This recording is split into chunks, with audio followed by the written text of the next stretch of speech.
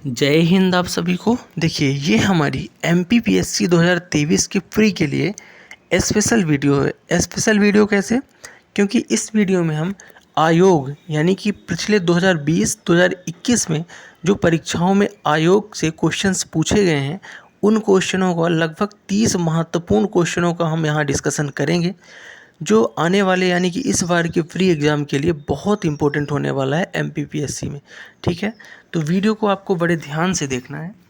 पहले क्वेश्चन से शुरू करेंगे कि संघ लोक सेवा आयोग के पहले भारतीय अध्यक्ष कौन थे। तो UPSC जिसके पहले भारतीय अध्यक्ष, एक सेकेंड, हाँ, संघ लोक सेवा आयोग इसके पहले भारतीय अध्यक्ष कौन थे। तो पहले भारतीय अध्यक्ष आपके HK कृपलानी हो जाएंगे।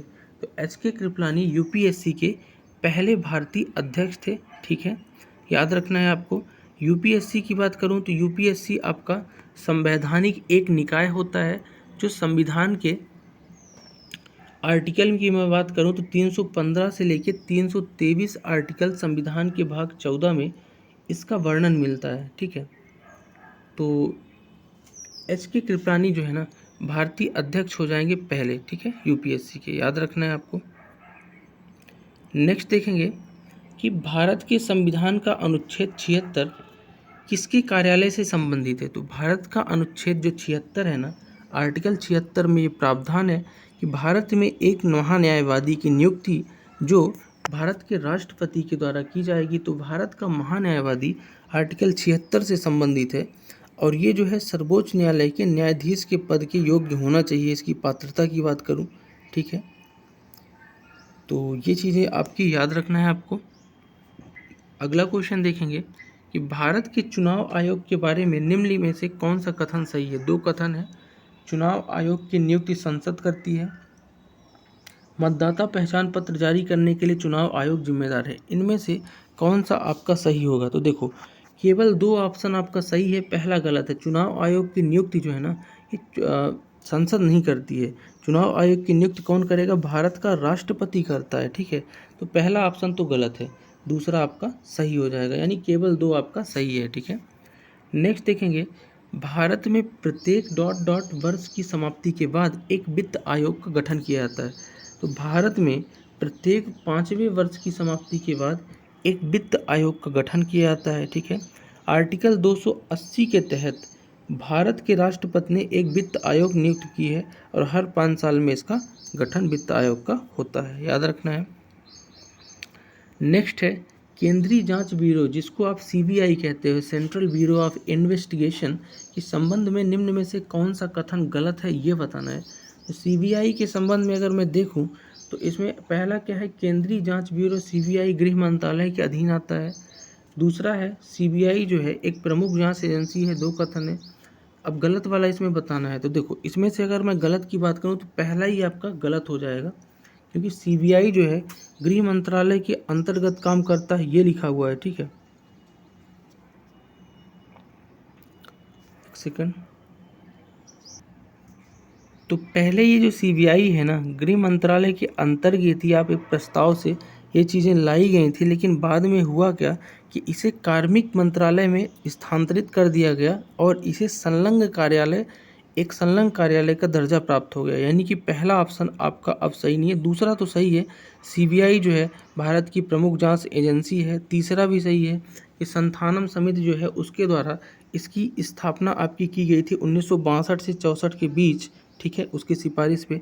और CBI एक वैधानिक निकाय नहीं है, ये आपका सही है। ठीक है, तो पहला ऑप्शन याद रखना बहुत घुमाऊ है कि CBI गृह मंत्रालय के अधीन कार्य करता है। ठीक है, नेक्स्ट देखेंगे कि भारत के चुनाव आयोग के संबंध में निम्न कथनों में विचार कीजिए। तो चुनाव आयोग के संबंध में निम्न कथनों में आपको विचार करना है। तो देखो यह समय समय पर मतदाता सूची तैयार और संशोधित करता है। यह सांसदों की अयोग्यता के मामले में भारत के राष्ट्रपति को सलाह देता है। तो याद रखना कि इसमें से दोनों कथन आपके सही हैं, दोनों कथन आपके सही हैं। समय समय पर मतदाता सूची तैयार संशोधित, राष्ट्रपति को सलाह देता है, किसी संसद को अयोग्य है अयोग्य। अगला क्वेश्चन है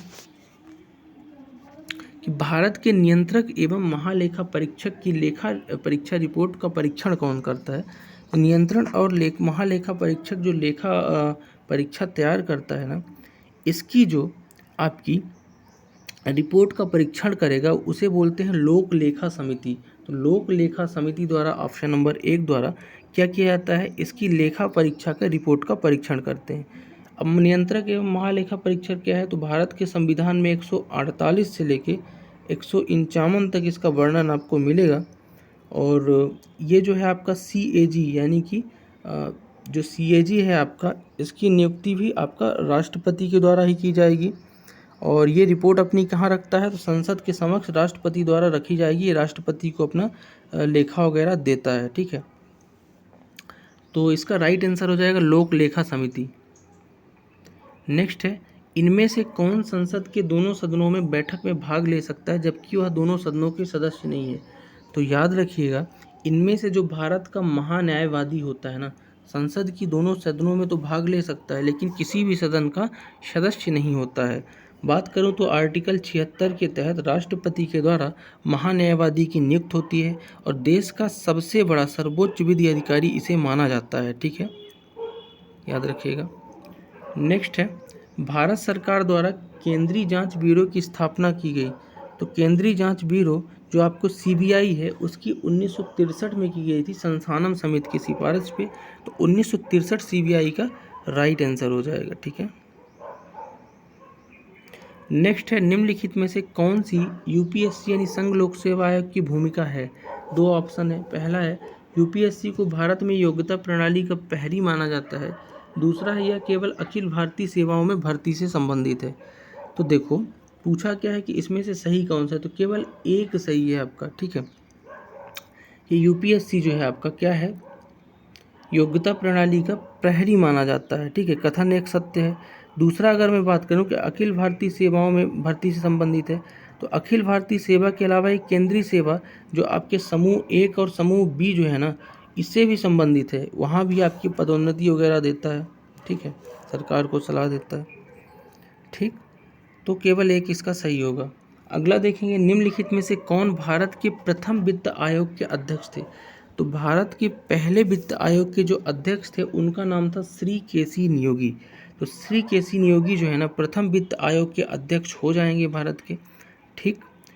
और वित्त आयोग जो है इसका गठन 22 नवंबर यानी 22/11/1951 को, ठीक है, KC नियोगी की अध्यक्षता में किया गया। और अध्यक्षता इन्होंने की थी, लेकिन 6 अप्रैल 1952 को गठन किया गया इसका। शुरुआत तो 1951 में हुई, आदेश आया राष्ट्रपति का, लेकिन जो गठन हुआ ना, याद रखिएगा 6 अप्रैल 1952 को हुआ है। और प्रत्येक 5 वर्ष के अंतराल पे ये वित्त आयोग का क्या किया जाता है, गठन किया जाता है, ठीक है। और वित्त आयोग के गठन से संबंधित अगर मैं बात करूँ, संविधान का एक अनुच्छेद है आर्टिकल 280, और 280 के तहत राष्ट्रपति द्वारा किया जाता है इसका गठन, ठीक है, याद रखना है। दूसरे वित्त आयोग की मैं बात करूं तो पहले तो आपके KC नियोगी हैं, दूसरे आपके K संथानम हो जाएंगे, तीसरे आपके AK चंद्रा थे, ठीक है। तो आपको कमेंट करके बताना है कि आखिरी वित्त आयोग के अध्यक्ष कौन थे, ठीक है। अगला देखेंगे कि निम्नलिखित में से किसके प्रति नियंत्रक एवं महालेखा परीक्षक जिम्मेदार होता है। तो कैग जो है आपका, ये संसद के प्रति क्या होता है, जिम्मेदार होता है। किसके प्रति होता है, संसद, राष्ट्रपति मत लगाना, उत्तरदायी संसद प्रति होता है, ठीक है। और इसके आर्टिकल 148 में कहा गया है इसकी नियुक्ति और सेवा शर्तें, 49 में ये क्या है, कर्तव्य और शक्तियों से संबंधित इसका है, ठीक है। अगला है, सूची 1 और सूची 2 का मिलान कीजिए और नीचे दिए गए कूट की पहचान कीजिए। ये 2 सूचियाँ आपके सामने हैं, कौन सा कब आया ये बताना है। तो इसका जो राइट आंसर होगा ना, ऑप्शन 2 होगा। देख लेते हैं, पहला का चौथा, यानी कि सहस्त्राब्दी विकास लक्ष्य रिपोर्ट जो है ना, 2011 इसका राइट आंसर हो जाएगा, ठीक है। राष्ट्रीय महिला आयोग जो है ना, राष्ट्रीय महिला आयोग का हो जाएगा आपका 1992 में इसकी स्थापना हुई। महिला बाल विकास मंत्रालय की बात करूं तो ये आपका आया है 2006 में। कब आया, 2006 में।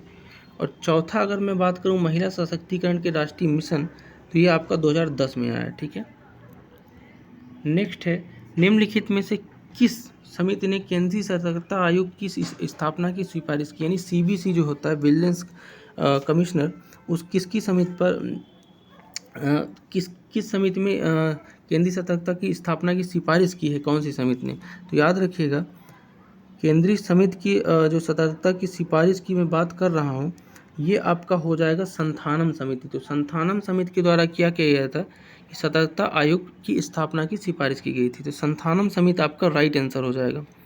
अभी मैंने बताया संथानम जो है आपका 1962-63 की बात है, उनने एक सीबीआई के लिए भी एक अपना रिपोर्ट दिया था, सिफारिश किया था। अगला देखेंगे, राष्ट्रीय अनुसूचित जाति आयोग के कार्यों से संबंधित अनुच्छेद कौन सा है? तो राष्ट्रीय अनुसूचित जाति के आयोग से संबंधित जो कार्य होंगे ना, आर्टिकल 338(5) में आएंगे आयोग से संबंधित कार्य। ठीक है, एससी की जो आपकी आयोग है उससे संबंधित कार्य किस में आएंगे? 338(5) में आएंगे। ठीक है, अगर मैं बात करूं तो ये एससी जो है एक आपका क्या है, एससी आयोग संवैधानिक आयोग है, क्योंकि इसे 65वें संविधान संशोधन 1990 में इसे संवैधानिक मान्यता दे दी गई थी। तो आपको ये भी याद रखना है।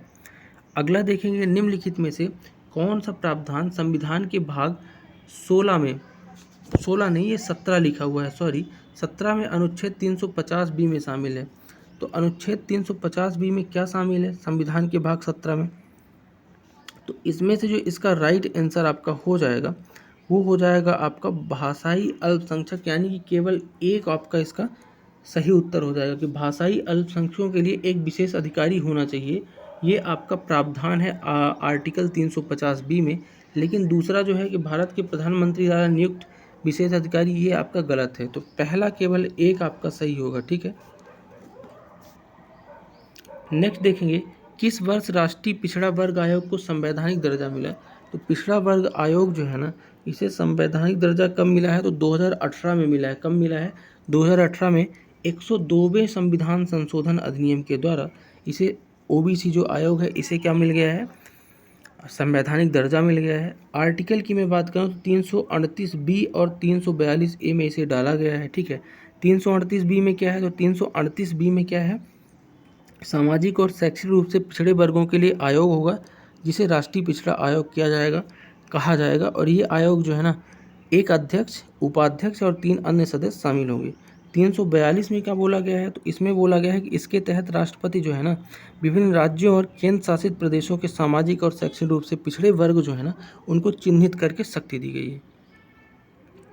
नेक्स्ट है एनजीटी, जो नेशनल ग्रीन ट्रिब्यूनल है, यानी राष्ट्रीय हरित प्राधिकरण, किस अधिनियम के तहत एक विशेष निकाय है?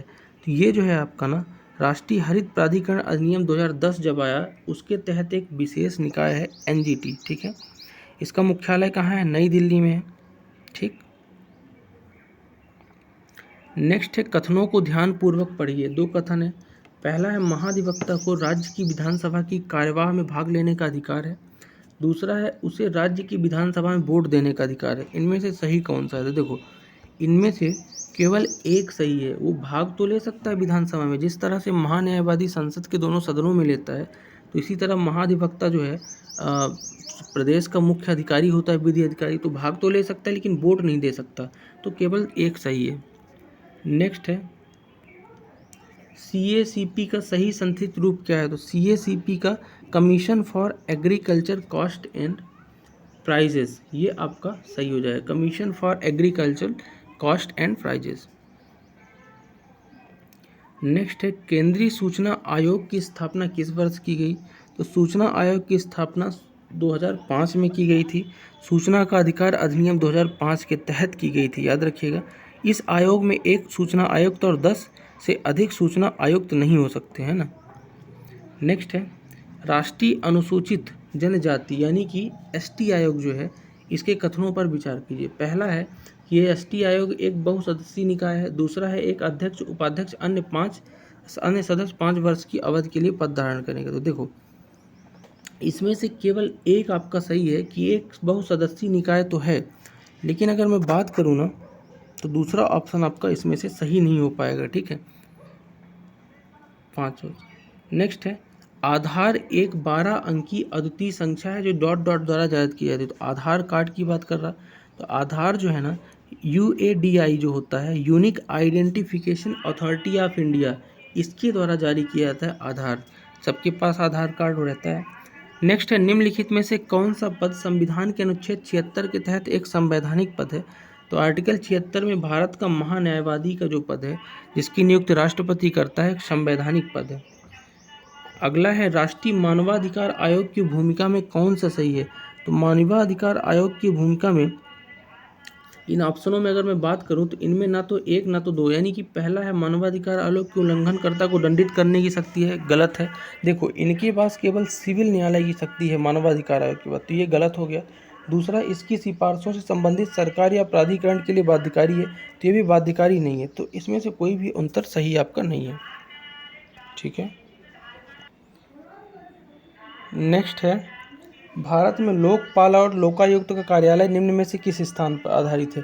तो लोकपाल और लोकायुक्त जो है ना, स्कैंडिनेविया का लोकपाल है, उसके तहत ही यहाँ पे प्रावधान लाया गया है अपने यहाँ। ठीक है। नेक्स्ट है कि भारत के राष्ट्रीय मानवाधिकार आयोग के पहले अध्यक्ष कौन थे? तो राष्ट्रीय मानवाधिकार आयोग के पहले अध्यक्ष थे रंगनाथ मिश्र, यानी न्यायमूर्ति रंगनाथ मिश्र इसका राइट आंसर होगा। बात करूं राष्ट्रीय मानवाधिकार आयोग की स्थापना कब हुई? तो 12 अक्टूबर 1993 को स्थापना हुई है, याद रखना है आपको। मानवाधिकार संरक्षण अधिनियम की धारा 3 के तहत हुई है। ठीक है। और पहले अध्यक्ष कौन थे? रंगनाथ मिश्र। अब कमेंट करके आपको बताना है कि वर्तमान अध्यक्ष कौन है। ठीक है। अगला है कि राज्य वित्त आयोग के संदर्भ में कौन कथनों पर विचार कीजिए? तो वित्त आयोग के संबंध में कथन पर अगर विचार करें तो राज्य के राज्यपाल पंचायतों की वित्तीय स्थिति की समीक्षा के लिए वित्त आयोग गठन करेंगे, पहला। दूसरा, संविधान आयोग की संरचना और चयन के तरीके का प्रावधान करता है।